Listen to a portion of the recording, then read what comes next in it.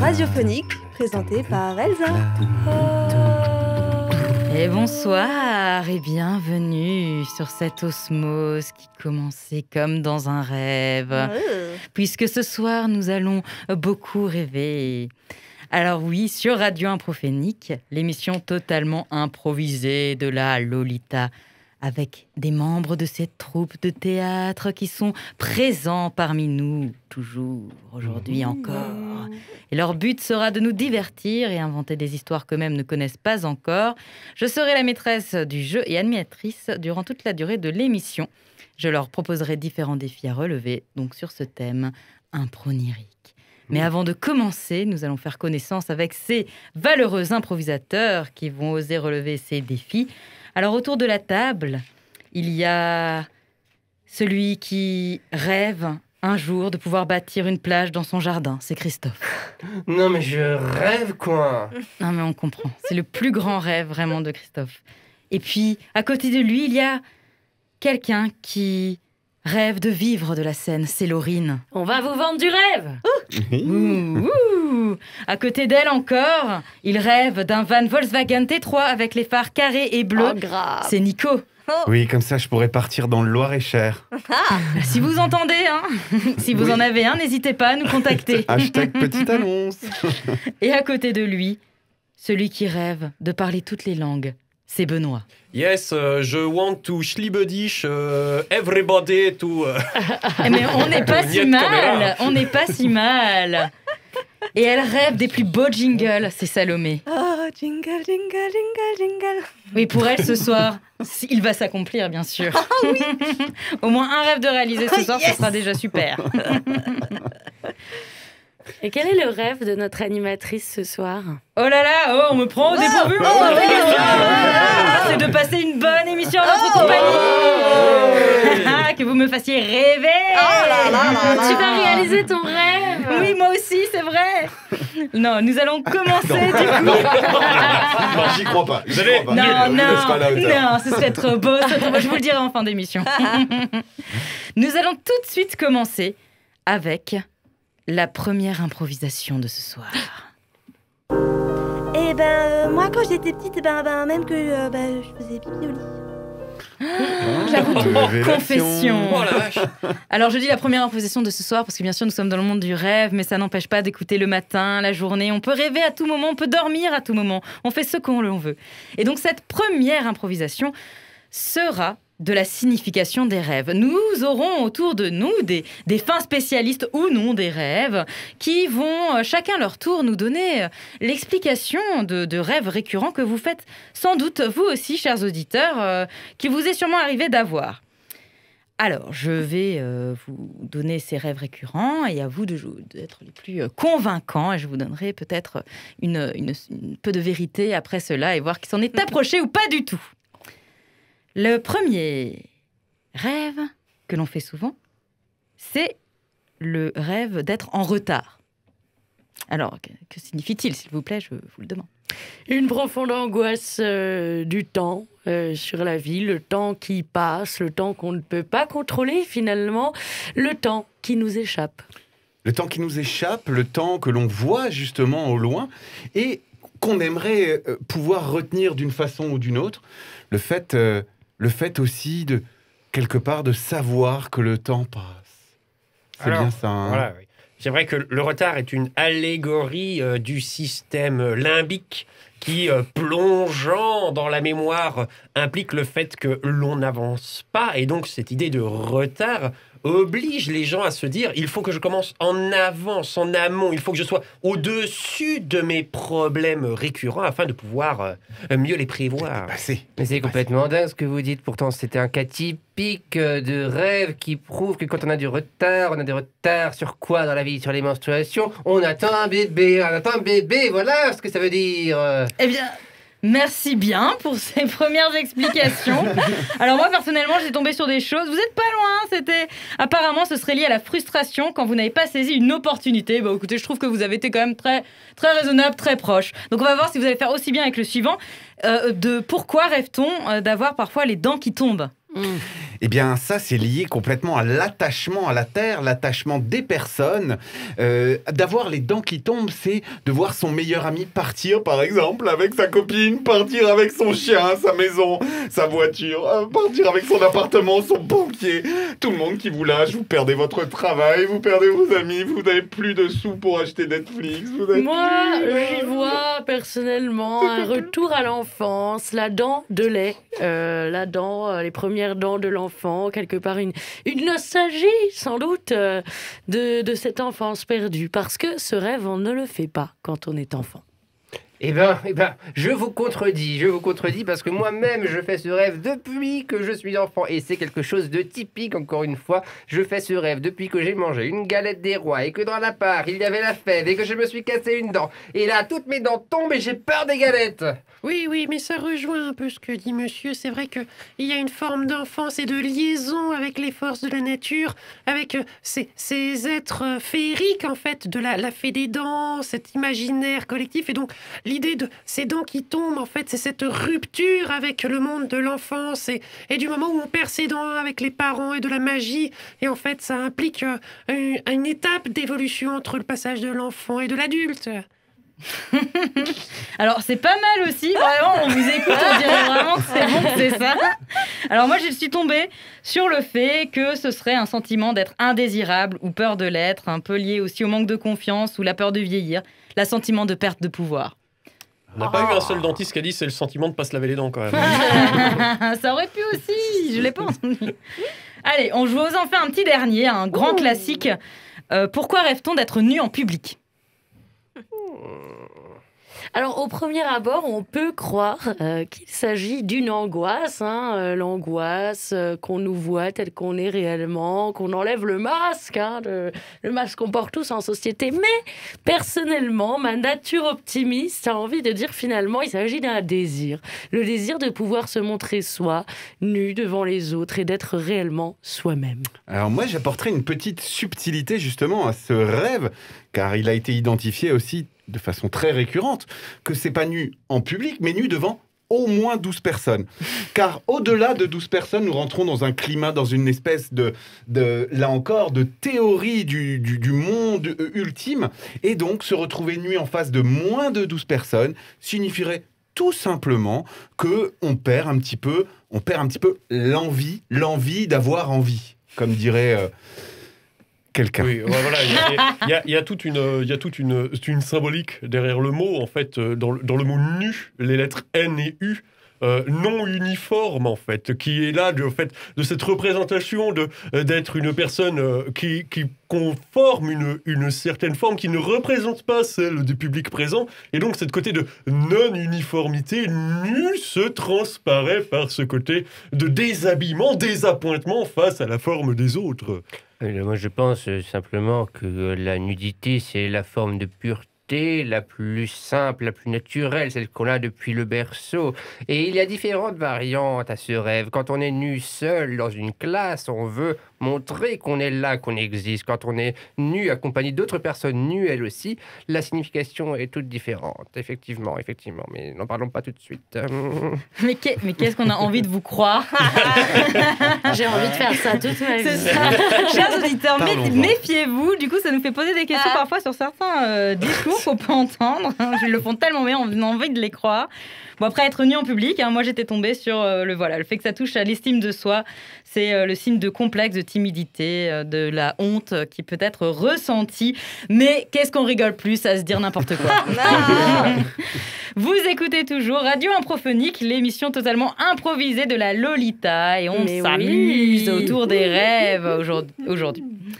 Et nous allons tout de suite passer à la deuxième improvisation. Raymond Queneau, Raymond Queneau, Raymond Ken. Oh. Oui, c'est vrai qu'il y a un peu un lien avec un peu de poésie. Il est très poétique. C'est une sorte de poète, on peut dire, Raymond Queneau. Alors, Raymond Queneau, il a fait un ouvrage qui s'appelle Exercice de style. Et il raconte plusieurs fois la même histoire selon des personnages différents ayant assisté à une même scène. Donc aujourd'hui, je vais demander à nos chers improvisateurs de nous faire vivre la même expérience dans un monde particulier, puisque ce sera celui d'objets pourvus, donc de paroles. Nous sommes toujours dans l'onérisme. Et oui, c'est ça le lien. Donc je vais vous donner un thème, et vous aurez une petite musique pour vous accompagner, et ce sera parti pour vous. Votre thème pour cette improvisation sera « Mystère dans la salle de la photocopieuse ». Attention, c'est parti.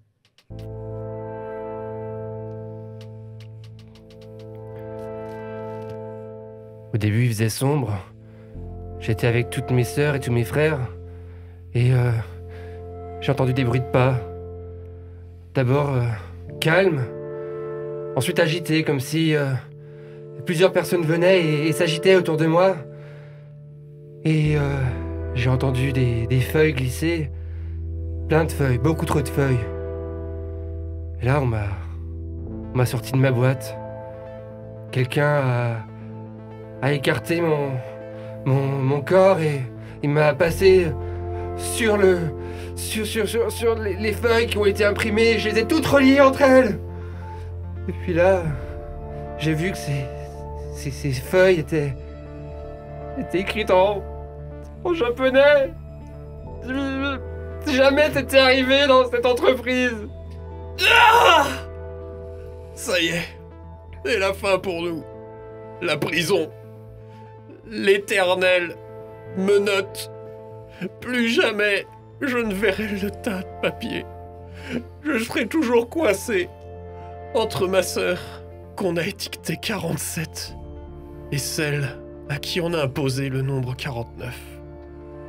Plus jamais le choix. On nous transporte, on nous brinque-balle, on nous jette négligemment sur le bureau. Ah! On a heurté le paquet de crayons. Il s'écroule, il roule vers nous.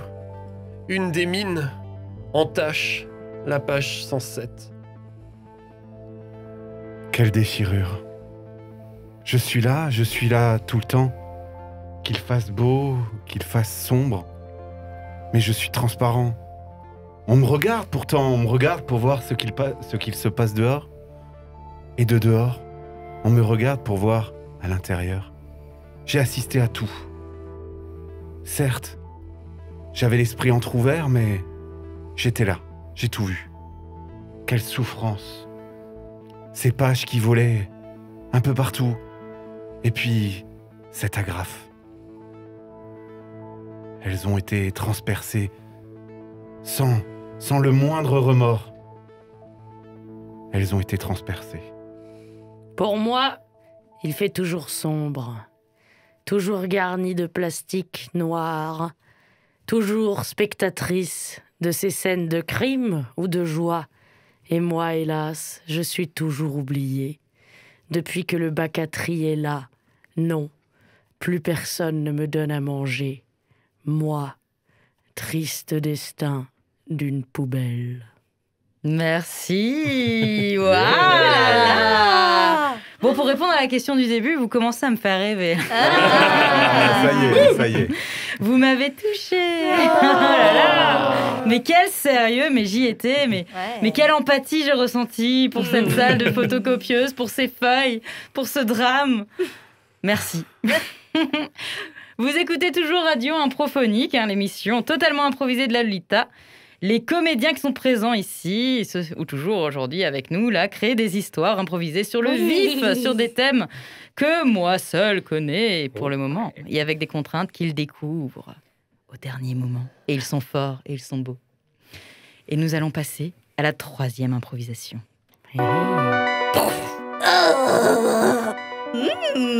Cadavre exquis. Aïe, aïe, aïe. Ouais. Merci. Le rébus, Le rébus sonore. le rébus sonore. C'est un super jingle qui explique très bien la catégorie. Non, je vais vous expliquer. Je vais être ce soir comme une sorte... Enfin, pour ce rêve, pardon, nous dormons quand nous voulons, le matin, la journée. Je suis comme une voyante pour cette improvisation et je vois une impro avec différents événements qui vont se produire comme je vous l'indique. Et pour le premier événement, il me manque simplement un petit verbe. Alors, j'aimerais des petits verbes, s'il vous plaît. Virevolter. Rapetisser. Marcher, Se pencher. nager, Scintiller. Ok. pour finir. Alors, très bien. Et moi, je vois autre chose, mais il me manque un petit adjectif pour le décrire. Concupiscent. Claudiquant. Rabougri. Ah, Tonitruant. Exigeant. C'est beau vos mots, vraiment. Oh là là, mais qu'ils sont poètes. virevoltant. Et je vois un dernier événement, mais plus aussi pour plus de précision, il me faudra encore une fois un verbe. Un verbe. Astiquer. Glapir. Patiner. Être. Relâcher. Engendrer. Ok, très bien, c'est bon. Merci beaucoup, merci pour vos mots. Vous avez pu attraper les mots qui me manquaient. Et dans cette improvisation, il va y avoir un animal qui nage. Il va y avoir un déluge tonitruant. Mais également une course-poursuite qui patine. Wow. Donc je répète, un animal qui nage, un déluge tonitruant, une course-poursuite qui patine. On est bon ? Alors attention, et c'est parti dans 3, 2, 1, impro. John, Ouais, Bobby. tu sais que c'est notre dernière chance.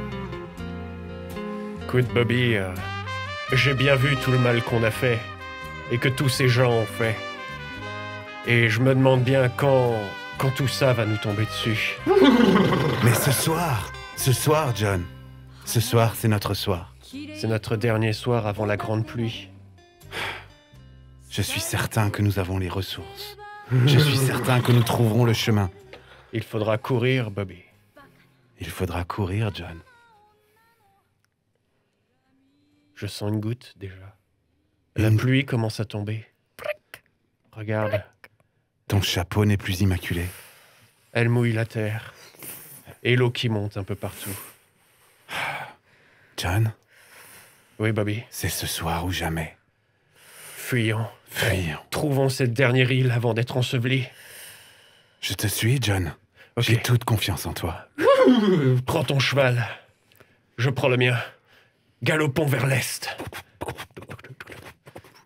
L'eau leur monte quand même jusqu'aux genoux. Ah, mon cheval a du mal à avancer, John. J'espère qu'ils savent bien nager. Mon cheval se noie. Je vais devoir terminer à la nage. Ok, le mien s'en sort, mais je vais quand même nager à côté de lui. J'ai peur d'être trop lourd. Allez, avance. Ah, Bobby, si on s'en sort pas, sache que je t'ai toujours aimé. John, tu n'es pas mon grand frère pour rien. Maman nous avait dit que tu me protégerais jusqu'à son dernier souffle. Oh là là, l'eau redouble de force. Les vagues deviennent de plus en plus grandes. J'ai perdu mon cheval, Bobby.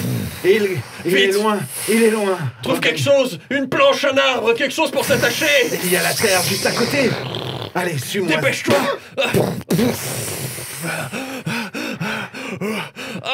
Les cailloux sont glissants. Je n'arrive pas à Suis-moi, monter. John. Attrape ma main. Mes bottes glissent. J'ai du mal.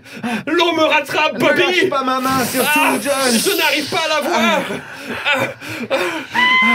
Il y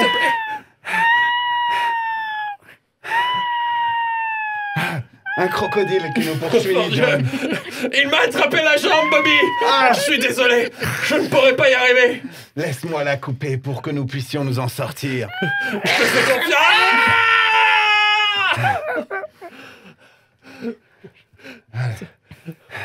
J'ai l'impression que nous n'avançons plus trop, John. Dites donc, excusez-moi, messieurs. Quelqu'un est arrivé ici avant nous. N'est-on par là? Tenez, prenez ma main et remontez au rivage. Oh, merci. Votre aide nous est tellement précieuse. On a C'est essayé que- de suivre, on a essayé de fuir toute cette eau, mais on n'arrive pas, elle va plus vite que nous. Mais vous inquiétez pas, du côté de chez moi, il fait tellement froid que toute l'eau est là gelée. Donc, ce que je vous propose, c'est de venir faire un peu de patin à glace. J'ai envie de croire en ce qu'elle nous dit. Si on peut s'en sortir comme ça, allons dans le grand froid. Il faut que vous m'aidiez à rattraper mon chien sur la patinoire. Allez, allez-y, hein. Laisse. Avec ta jambe, tu auras Viens du là. mal. C'est dur avec une jambe. Je vais. Viens là, Toutou. Merci. Tu es trop fort, John. Alors, Salomé a pris des notes. Est-ce que nous avons eu un animal qui nage, Salomé? Ah oui, tout à fait, tout à fait. Nous avons eu l'animal qui nage très rapidement. Alors, quelle Oui. sorte d'animal avons-nous qui nageait? Ah bah, je crois qu'un cheval a essayé et a échoué et un autre a réussi en étant accompagné Oui. par son maître. Ouais, tout à fait. Après, nous avions Il y a une un sorte de crocodile. qui faisait des bruits de mouette. personnellement. C'était une baleine. Mais bien sûr, c'est logique. On n'est pas très bon en animaux. Tout va bien. Tout va bien. Avons-nous eu un déluge tonitruant, Alors Salomé? oui, le son du déluge a augmenté jusqu'à ce qu'il devienne tonitruant, ça on peut le dire. Oui. Oui, c'est validé, très Ah oui, bien. validé. Et avons-nous une course-poursuite qui patine? Genre, oui, on en a même plusieurs, je suis plusieurs d'accord. courses-poursuites. Bien patiné. On a eu une première tentative avec une bottine qui glissait. Puis à la fin, au final, une véritable patinoire. Oui, oui. oui, tout à fait. J'aurais Donc- bien aimé te voir avec une seule jambe comme ça. C'est pas très pratique, Bobby. Tout ça dans une ambiance John. un peu de western avec peut-être une baleine. Normal. Et le Grand Nord. On est bien Normal. dans l'univers onirique, non? Ah, C'est un complètement. prolétariat. mais bien C'est sûr. génial, une baleine qui vient dire coucou aux humains. J'adore. Bien sûr.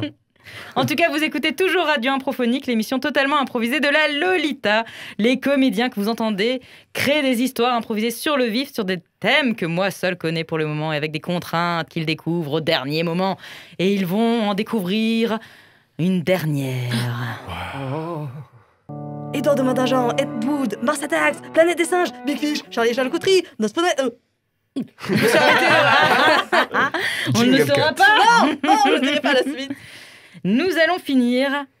Est-ce que vous l'avez deviné? Ah bah non, vous. Robert Zemeckis. Hein Comment ça Alan James Silvestri. Cameron. Michel Audiard. Nous allons finir par une à la manière de Tim Burton. Voilà, Tim Burton qui nous fait rêver toujours dans ses réalisations, avec souvent des improvisations, avec un petit monstre, une sorte de personnage qui peut être un monstre attachant en marge de la société, souvent incompris, que l'on pense méchant, mais qui est en fait gentil, et qui nous berce toujours par ses pensées un petit peu réfléchies. Point de vue personnel, je ne sais pas. En tout cas, je vais vous donner un thème pour cette improvisation. Et ce sera parti. Vous êtes prêts pour une dernière fois? D'accord. Oui. Alors, votre thème sera, pour cette à la manière de Tim Burton, le dernier hiver de Monsieur Jack. Et c'est parti. Dans 3, 2, 1, impro.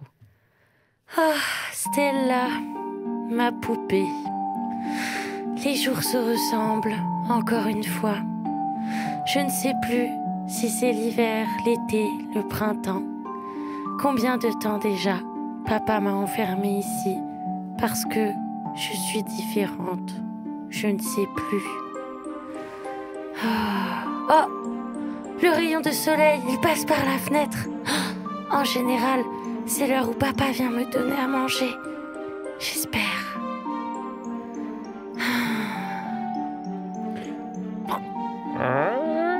Papa? Ah, tu étais bien sage aujourd'hui, ma fille. Oui, papa, comme tous les jours. C'est bien. Tu sais, un jour tu pourras ressortir. Mais tu sais que c'est pas pour aujourd'hui. Mais que pourquoi, dehors- papa? Dehors, il fait toujours aussi froid. Et dehors, c'est dangereux. Dehors, les gens sont méchants. Alors je veux te garder près de moi, tu sais. Mais tu pourrais m'accompagner. Je le ferai un jour, je te promets. Dans la nuit, un coup de vent immense emporta la poupée Stella dans le jardin. La petite fille décida d'aller la chercher, Stella! seule dans l'hiver froid. Au petit matin, quand Monsieur Jack vient voir sa fille, il ne trouva qu'une chambre vide. Lui qui était terrifié par la froideur de l'extérieur, allait devoir décider s'il allait enfin passer la porte. 8 ans 8 ans que je suis pas sorti d'ici. Mais tu n'aurais jamais dû sortir. Allez, j'arrive. Tiens bon. Cela faisait des années que Monsieur Jack n'était pas sorti dehors. Et c'était la première fois depuis bien longtemps qu'il revoyait ses voisins, tous choqués de regarder ce qu'il était devenu. Oh! Monsieur Jack est vivant! Ah, regardez le bossu, il est encore là! On m'avait dit qu'il avait pas du tout fière allure, et bien c'est en deçà de la réalité. Mais je croyais qu'il s'était enfermé justement parce qu'il était beaucoup trop laid! Et heureusement qu'il nous protège de ça en restant chez lui, Eh enfermé. oui, il fait peur à tous les enfants du quartier, je me demande bien comment une femme a pu lui en donner un.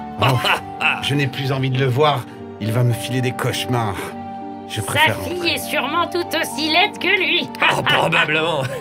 Et méchante, certainement. Jetons-lui des boules de neige.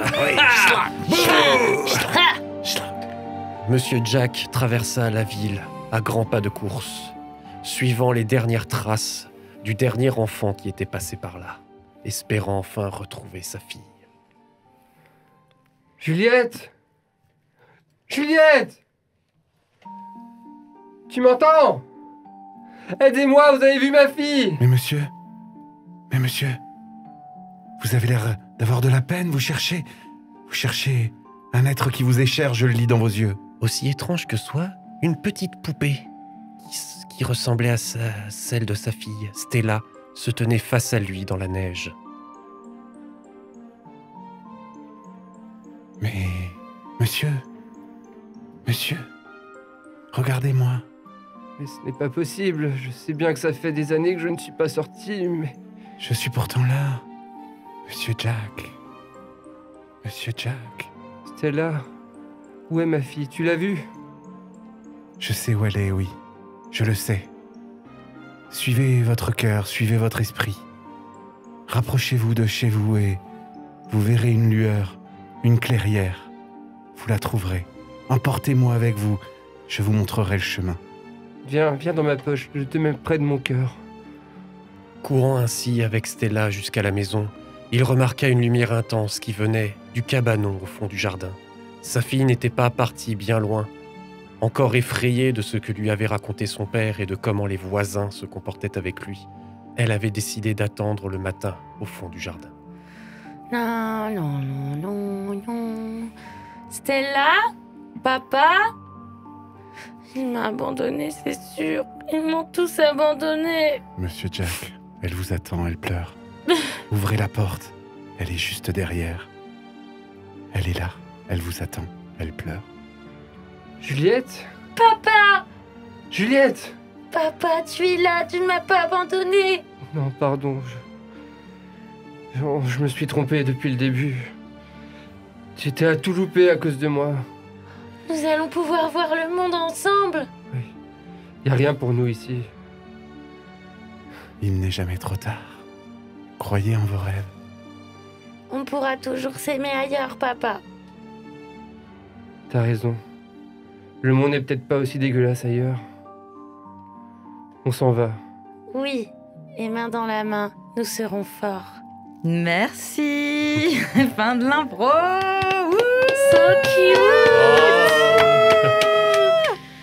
Voilà. Cette histoire n'est pas libre de droit, monsieur Burton. Libre de droit, voilà. Encore une belle histoire touchante. Dis donc, ce soir, vraiment, on aura rêvé. Vous avez accompli votre mission. Bravo à vous. Tadam. Merci beaucoup. Et oui, C'était la dernière improvisation de Radio Improphonique, l'émission totalement improvisée de la Lolita. Les comédiens ce soir ont inventé des histoires totalement improvisées sur le vif, sur des thèmes que moi seul connaissais. Et avec des thèmes qu'ils ont découverts au dernier moment, ils s'en sont très bien sortis. Alors merci à vous, chers comédiens, de nous avoir fait rêver ce soir, rire aussi, et d'avoir osé relever avec brio les défis que je vous ai lancés. Pour vous ce soir, chers auditeurs, la troupe d'improvisation de la Lolita était en l'excellente compagnie de Christophe. Oh, j'ai perdu toutes mes dents. Laurine. J'ai fait un rêve. Nico. Si vous vendez un van, je vous laisse mon numéro, le 06. Benoît. Niet caméra, tomo imas, Et Salomé. Ouais, moi je vais aller me coucher, j'ai beau rêve qui m'attendent. Et présenté par Elsa. Et nous allons nous quitter avec une dernière petite osmose musicale.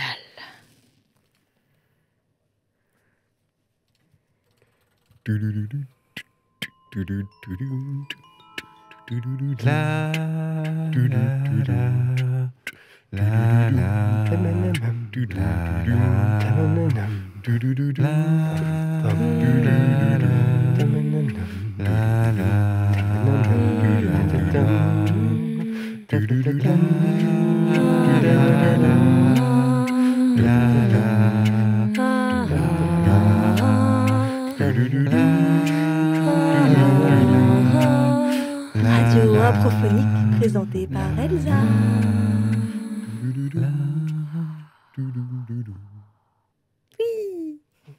Oui. Oui.